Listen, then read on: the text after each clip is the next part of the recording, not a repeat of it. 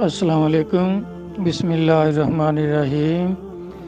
میرے بھائی، یہ جو آپ نے دریافت فرمایا ہے کہ بکرے کے کپورے، گردے اور اوجری کچھ لوگ کہتے ہیں مکروہ ہے، لیکن وہ کہتے ہیں ایسے لفظ دیا گیا ہے یہ حرام ہے۔ دیکھیں، جو بھی حلال جانور ہیں ان کا صرف خون حرام ہے۔ جتنے بھی حلال جانور ہیں ان کا خون حرام ہے، باقی سب کچھ حلال ہے، کھانا جائز ہے۔ مکروہ اس لیے کہتے ہیں کہ اگر آپ کو کراہت محسوس ہو، جس طرح تھوک آپ کے منہ میں ہے، یہ نہ حرام ہے نہ مکروہ ہے، کچھ بھی نہیں ہے، لیکن اس کو اگر پہلے تھوک دیں تو پھر چاٹنے کو آپ کا جی نہیں چاہتا، آپ کو کراہت محسوس ہوتی ہے، تو پھر یہ مکروہ ہو جاتا ہے۔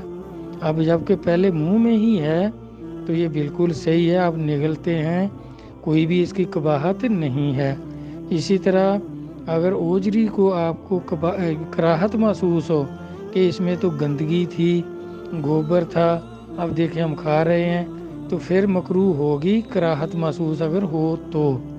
اگر کراہت محسوس نہیں ہوتی، آپ اس کو خوشبودار بنا لیتے ہیں، پکا لیتے ہیں، تو یہ تو بھائی دوائی کے طور پر بھی استعمال ہوتی ہے۔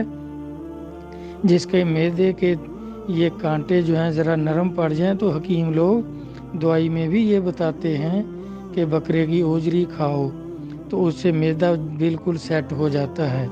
تو اسی طرح یہ گردے کپورے ہیں، اگر تو وہ آپ کو ان کے بارے میں بھی کراہت محسوس ہو جائے کہ یہ کپورے جو ہیں یہ تو گندی شے ہوتی ہے، تو پھر مکروہ ہے، پھر مت کھائیں۔ اگر کراہت محسوس نہیں ہوتی تو یہ بالکل جائز ہے، حلال ہے، بالکل مکروہ نہیں ہے۔ اس طرح جتنے بھی جانور حلال ہیں، بکرا ہے، گائے ہے، بیل ہے، بھینس ہے، بھینسا ہے، کٹا ہے، ان کا خون جو ہے وہ حرام ہے۔ تو باقی جو چیز جس کو آپ دیکھ کر کراہت محسوس کریں وہ مکروہ ہوگی، باقی خون ان کا سب کا ہی ہمارے اوپر حرام ہے، باقی سب حلال ہے۔